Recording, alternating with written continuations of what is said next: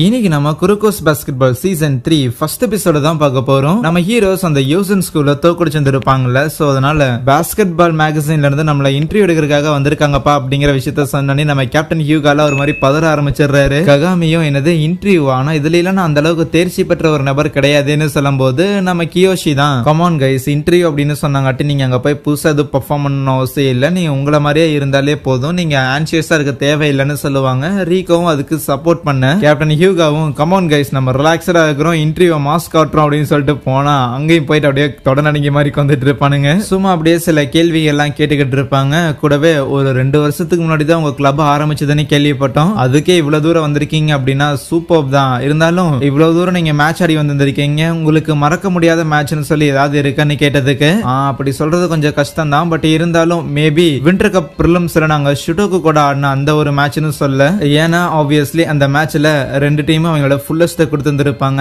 அதனாலே அங்க மேட்ச்ங்கிறது டை ஆயிருந்திருக்கும். ஆனா கண்டிப்பா அவங்க கூட இன்னொரு ரீமேட்ச் போடுறதுக்கு நாங்க காத்திருக்கோம்னு சொல்லும் போது அதே வழியா தான் மிடோரிமாவும் டாக்காவும் நடந்து போவாங்களா. நம்மளை பத்தி ஏதோ பேசுறாங்க போலையான்னு டாக்கா சொல்ல, கண்டிப்பா அவனுங்க நம்ம கூட ஒரு ரீமேட்ச் தான் எதிர்பார்த்துக்கிட்டே இருப்பானுங்க, இருந்தாலும் அந்த டையான மேட்சை இன்னும் கொஞ்சம் நேரம் நீடிச்சிருந்தது அப்படின்னாலே அவங்கள நம்மளால தோக்கடிச்சிருக்க முடியும், ஜஸ்ட் மிஸ் அப்படின்னு தான் 2 பேரும் பேசிட்டு போவாங்க. இருந்தாலும் இப்போதைக்கு அவங்க ஏற வேண்டிய மலைங்கிறது ரொம்ப பெருசா இருக்கு, அந்த மேட்ச்ல போக்கஸ் பண்ணலான்னு. ஏன்னா ஷுட்டோக்குவோட ஆப்போனன்ட்ஸ் அக்காஷியோட தலைமையில இருக்கிற ரக்குசான்ங்கிற ஒரு டீம். ககாமி கிட்டே சில கேள்விகள் கேட்கும் போது அவனால ப்ராப்பரா பதில் சொல்ல முடியல. ஆனா கோச் ரீகோ தான் ககாமியோட பெஸ்டான ஒரு கேம் அப்படின்னா அது கண்டிப்பா டோவோட ஆடின அந்த ஒரு மேட்சா தான் இருக்கும். எப்பவுமே எங்க டீம் பெட்டரா பண்ணுவாங்கன்னு எனக்கு ஒரு பெரிய நம்பிக்கை இருந்துகிட்டே இருக்கும், இருந்தாலும் அந்த மேட்ச்ல ககாமி என்னோட நம்பிக்கை எல்லாத்தையும் தாண்டி ஒரு விஷயம் பண்ணனா அது எங்க டீமை இன்னும் அடுத்த லெவலுக்கு எடுத்துட்டு போச்சு அப்படின்னு சொல்லும் போது அந்த ரிப்போர்ட்டர்ஸும் ககாமி கிட்ட மேபி அந்த டோவோ ஸ்கூல் கூட அடுத்த மேட்ச் ஆடுறதுக்காக காத்திருக்கிறீங்களான்னு கேட்டதுக்கு அடுத்த மேட்ச்ல கண்டிப்பா நான் தான் ஜெயிப்பேன்னு சொல்லுவானா, ஆனா இந்த மேட்ச்ல நீ தானே ஜெயிச்சன்னு ரிப்போர்ட்டர்ஸும் யோசிப்பாங்க. ஈவன் ஓரமா இதை கேட்டுட்டு இருந்த மோமோவும் என்னடா அவன் தானே ஜெயிச்சான் திருப்பி நான் தான் ஜெயிக்கணும் அப்படின்னு சொல்றான், என்ன அர்த்தமா இருக்குன்னு கேட்டதுக்கு அவன் ஒரு முட்டா பேசு, அதனால அவன் பேசுறதுல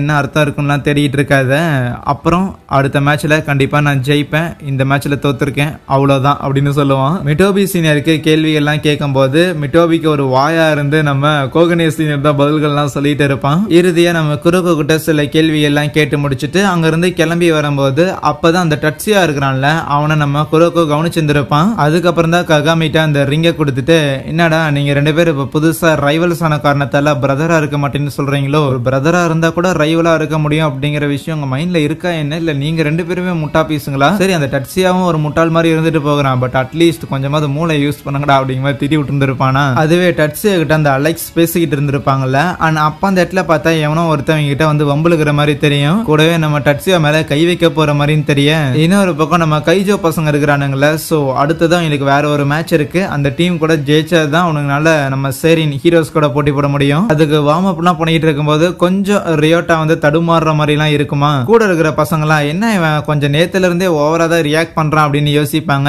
ஏன்னா இப்ப இவனுங்க போட்டி போடுற டீம் வந்து எப்படி ஆடுவானுங்க அப்படின்னு சொல்லிட்டு நேத்து வந்து டிவில எல்லாம் பார்த்துருப்பானுங்கல்ல, அப்படி அந்த வீடியோ எல்லாம் பிளே பண்ணி பார்க்கும்போது அதை பார்த்துட்டும் இந்த ரியோட்டா வந்து ஷாக் ஆயிருந்திருப்பான். சோ அதனாலே பசங்க கேட்பாங்க ஏன் நீ நேத்துல இருந்தே ஒரு மாதிரி ஓவரா ரியாக்ட் பண்ணிட்டு இருக்கிற, என்ன ஆச்சு அப்படின்னு கேட்டதுக்கு உனக்கு ஞாபகம் இருக்கா இந்த டெய்கோ ஸ்கூல்ல ஜெனரேஷன்ஸ் ஆஃப் மிராக்கல்ல நான் ஆக்சுவலி செகண்ட் இயர்ல இருந்து தான் அவங்க டீம்ல வந்து ஜாயின் பண்ண ஆரம்பிச்சேன், விளையாட ஆரம்பிச்சேன், ஆனா எனக்கு முன்னாடி ஃபர்ஸ்ட் இயர் மிடில் ஸ்கூல்ல இருந்தே ஒரு 5வது ஆளா அந்த டெய்கோ ஸ்கூல்ல வந்து ஒரு பிளேயர் ஒருத்தன் இருந்தான், ஆனா அவன் ஒரு டேஞ்சரான ஒரு பார்ட்டின்னு சொல்ல, எங்க ககாமியும் டட்சியா மீட் பண்ண போனா அங்க ஒருத்தன் அடிக்க வந்தான்ல, அவன் அலெக்ஸோட கழுத்தை பிடிச்சி தூக்கிக்கிட்டே இருப்பான், அண்ட் அவன் பேரு ஐசாக்கி, அண்ட் இந்த ஐசாக்கி இப்படி ஒரு மேட்ச்ல ஆட வந்திருக்கான் அப்படிங்கிற விஷயம் நம்ம அவமனேக்கும் தெரிய வர அவனை பத்தி யோசிச்சாலே கடுப்பாகுதுங்க மாதிரிதான் அவமனே இருப்பான், அவன் தாங்கிற விஷயத்துல எதுக்கு சொல்றப்ப தேவையில்லாம மண்டை சூடாகுதுன்னு நினைச்சிட்டு இருப்பான். இங்க ரியோட்டாவும் இப்ப அந்த ஐசாக்கி எதிர்த்து தான் ஆட போறோம் அப்படின்னு தெரிய வருது, இருந்தாலும் அங்க வார்ம் அப் பண்ணிட்டு இருக்கிற இடத்துல இந்த ஐசாக்கிய காணும், சரி எங்க போயிருப்பான்னு பாக்கலான்னு கசாமா சீனியர்ட்ட சொல்லிட்டு வெளியில வரானா,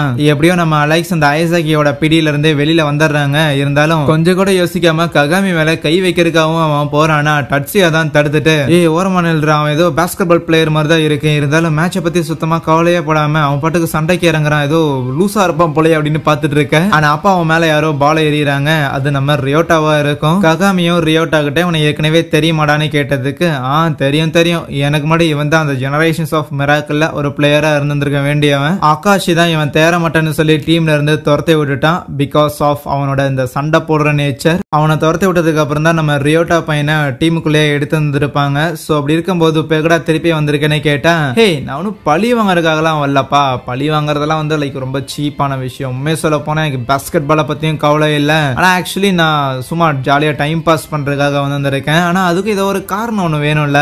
செகண்ட் இயர் மிடில் ஸ்கூல்ல என்ன நீங்க துரத்தி விட்டதுக்கு அப்புறம் தான் உங்களை ஏதோ ஜெனரேஷன்ஸ் ஆஃப் மிராக்கிள் அப்படின்லாம் சொல்லிட்டு இருந்தாங்க. ஆனா ரியோட்டா பையா, நீ இது வரைக்கும் ஒரு தடவை கூட என்ன பீட் பண்ணதே கிடையாது. உண்மையில இருக்கிற ஜெனரேஷன்ஸ் ஆஃப் மிராக்கிள்னு சொல்றாங்க. அதனால உங்களோட இந்த ஜெனரேஷன்ஸ் ஆஃப் மிராக்கிள் அப்படிங்கிற பட்டத்தை உங்ககிட்ட இருந்து நான் எடுத்துக்க போறேன். அடுத்து நடக்கிற மேட்ச்ல உன்னை தோக்கடிச்சிட்டு. என்னது ரியோட்டாவாலேயே அவனை ஒரு தடவை கூட தோக்கடிக்க முடியலையா அப்படின்னு நம்ம ககாமியும் ஆச்சரியப்படதான் செய்யறான். அப்ப ரியோட்டாவும் என்ன ஜெனரேஷன்ஸ் ஆஃப் மிராக்கிள்ல சேர்ந்த ஒருத்தன் அப்படின்னு சொல்றத நான் அவ்வளவு பெரிய விஷயமா பார்த்தது கிடையாது. ஆனா அதுக்குன்னு அந்த ஒரு டைட்டில் என்கிட்ட இருக்கும்போது அதை நான் ஃப்ரீயா ஒருத்தன் எடுத்துட்டு போறதுக்கு விட மாட்டேன். என் கூட சண்டை போட்டு முடிஞ்சா என்ன ஜெயிச்சு எடுத்துக்கடா அப்படின்னு சொல்ல, நானும் இந்த டைட்டில் உங்ககிட்ட இருந்து பேரம் பேசி வாங்கறதுக்காகலாம் விருப்பம் காட்டல. இன்னும் சொல்ல போனா உங்ககிட்ட இருக்கிறத பிடுங்கணும் தான் நானும் நினைக்கிறேன்ட்டு அங்கிருந்து போயிருவான். இவ்வளவு பெரிய கலவரத்துல டட்சியாவை எதுக்கு பார்க்க வந்தேன் அப்படிங்கிற விஷயத்தையே ககாமி சரி அது தேவையில்லைன்ட்டு ரியோட்டாவை பார்த்து ஒழுங்கா நீ இந்த மேட்ச்ல ஜெயிக்கணும் சரியானு சொல்லி தான் விடுவான். அதுக்கப்புறம் மேட்சை பார்க்கறதுக்காக வந்து உட்காந்துருக்கேன். குரோக்கோவும் டெட்சியா கிட்ட பேசினது எப்படிப்பா போச்சுன்னு கேட்டா, அதை விட ஹயசாக்கின்னு சொல்லி உனக்கு யாராவது தெரியுமான்னு கேட்டா, உனக்கு எப்படி அந்த பேர் தெரியும்னு சொல்லி நம்ம குரோக்கோ ஷாக் ஆகிறான். ரியோட்டா பையன் அவங்க மேட்சுக்கு கரெக்டான டைம்ல வந்திருக்கானா. சோ குரோக்கோவும் சொல்லிட்டு இருப்பான் மத்த எல்லார்கிட்டையும். ரியோட்டாவை மெயின் டீம்ல எடுக்கிறதுக்கு முன்னாடி ஆக்சுவலி அந்த ஹயசாக்கிங்கிறவன் தான் பிளேயிங் ஃபைல இருந்திருப்பான், மெயின் டீம்ல இருந்திருப்பான். எந்த ஒரு கேள்வியும் கேட்க தேவையில்லை. டெஃபினட்டா அந்த ஹயசாக்கிங்கிறவன் ஸ்ட்ராங்கான ஒரு பிளேயர்னு சொல்ல அங்கே இந்த ஒரு எபிசோடையும் முடிக்கிறாங்க. சரியா, தேங்க்யூ.